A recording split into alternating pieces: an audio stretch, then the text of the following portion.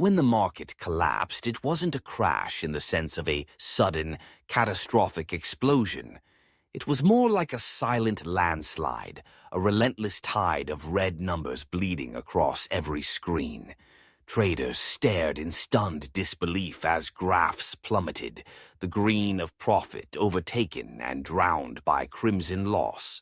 Floor after floor of the financial district pulsed with the nervous energy, the hum of panic muffled only by the thick glass and steel that separated the outside world from the chaos within. Shredded paper, once the proud records of burgeoning portfolios and calculated risk, now fluttered through the air like confetti at some macabre celebration. Contracts, memos, and balance sheets, so carefully preserved only months before, were now reduced to ribbons, their secrets fragmented and scattered. In the corridors of power, the cleanup began, but not the kind you might expect. This was not a time for sweeping accountability, but for damage control, for narrative management. 43 bankers sat across stiff-backed chairs in windowless rooms, their faces carefully composed, their hands folded to betray nothing. 12 government officials, summoned from well-appointed offices, joined the procession. Hundreds were questioned, their every word transcribed, analyzed, dissected.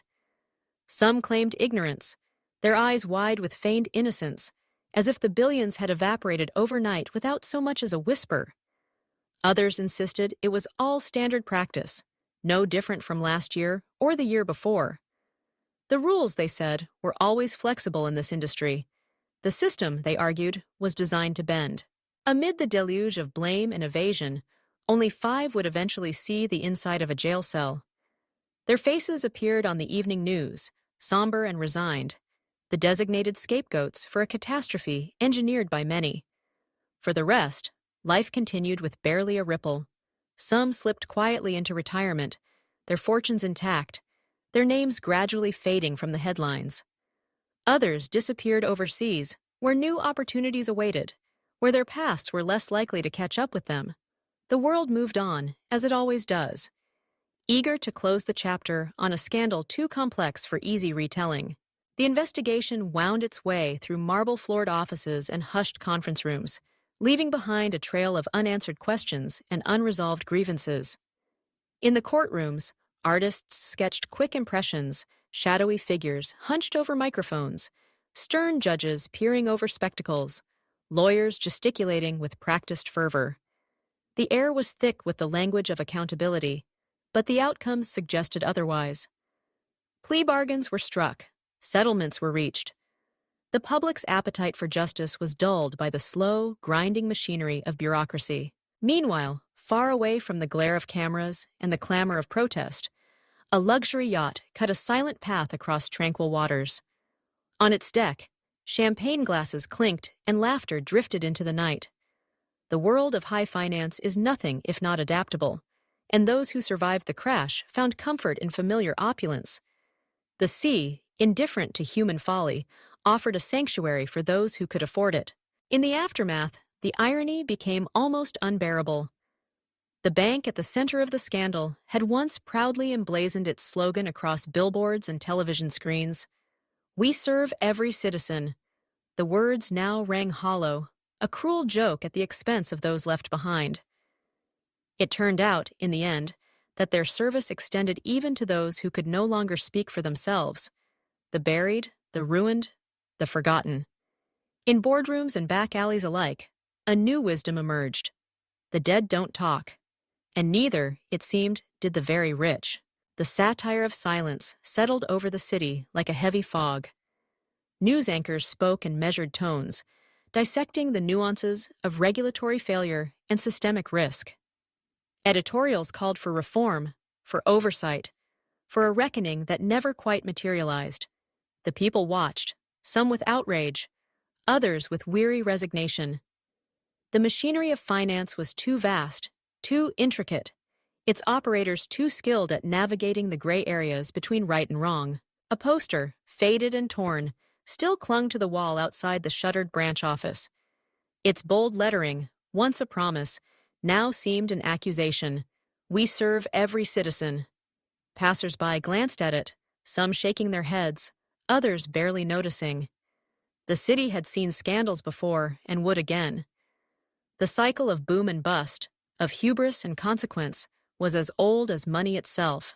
In the quietest corners of the aftermath, one figure remained.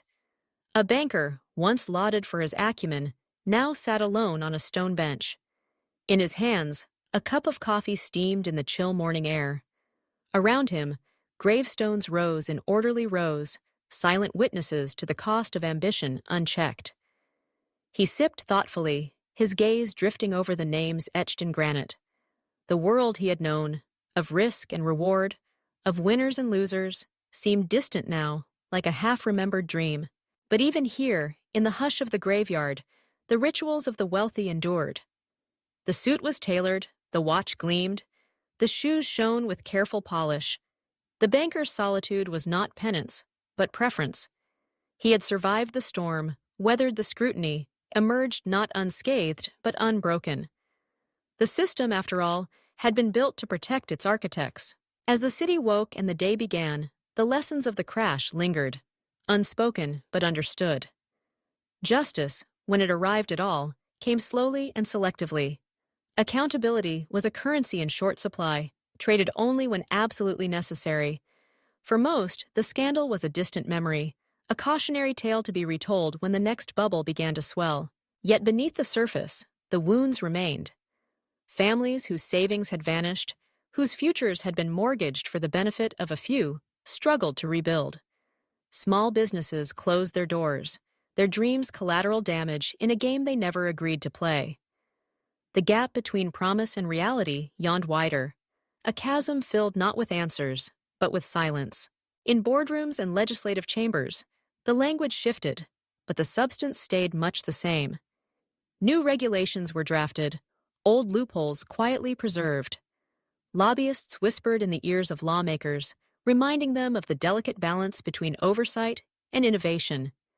The wheels of commerce turned on, greased by memory and money alike. And so, the cycle resumed. Markets rebounded, investors returned. Confidence was restored by the relentless optimism of those who profit most from its endurance. The crash became a case study, a lesson in risk management, a footnote in the ongoing saga of capitalism's excesses. The names of the guilty faded, replaced by new faces, new ambitions, new opportunities to serve. If not every citizen, then certainly the right ones. But among the many truths laid bare by the crisis, one stood out above all. Silence is the most valuable commodity of the powerful. The dead, stripped of voice and agency, could not contradict the narratives spun in their absence. The very rich, protected by layers of privilege and discretion, spoke only when it served their interests. Between these two poles, the rest of society was left to draw its own conclusions, to fill the void with speculation, suspicion, and satire. In time, the city would recover. New fortunes would be made, new slogans devised, new promises offered to a public eager to believe.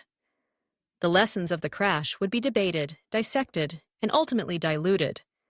The machinery of finance, too complex to be dismantled, would adapt and endure. Yet for those who remembered, the image persisted, a banker alone in a graveyard, sipping coffee as the world moved on. The quiet, the solitude, the unspoken acknowledgement of all that had been lost and all that would remain unresolved. It was a reminder that in the end, the most enduring legacies are not found in balance sheets or headlines, but in the spaces between what is said and what is left unsaid. For every scandal, there is a reckoning. For every reckoning, a resistance. The aftermath of the crash was not a conclusion, but a continuation. A reminder that power, once accumulated, rarely relinquishes itself willingly. The cycles of greed and consequence, of silence and exposure, would play out again and again, each time with new actors but the same familiar script. The city's skyline, scarred but still standing, bore witness to it all. Towers of glass and steel reflected the morning sun, their facades untroubled by the turmoil within. The people below hurried to work, their routines unchanged, their hopes undiminished. Life went on, as it always does, even as the lessons of the past threatened to slip quietly into oblivion.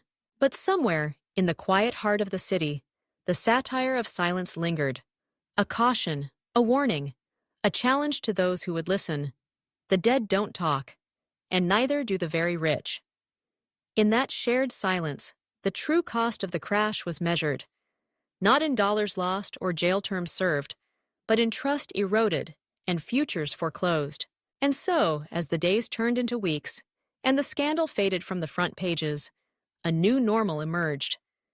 The powerful remained silent, the wounded carried on, and the city rebuilt upon the same fragile foundations. The cycle was complete, the aftermath absorbed, the story ready to be told again, when, not if, the next crisis came.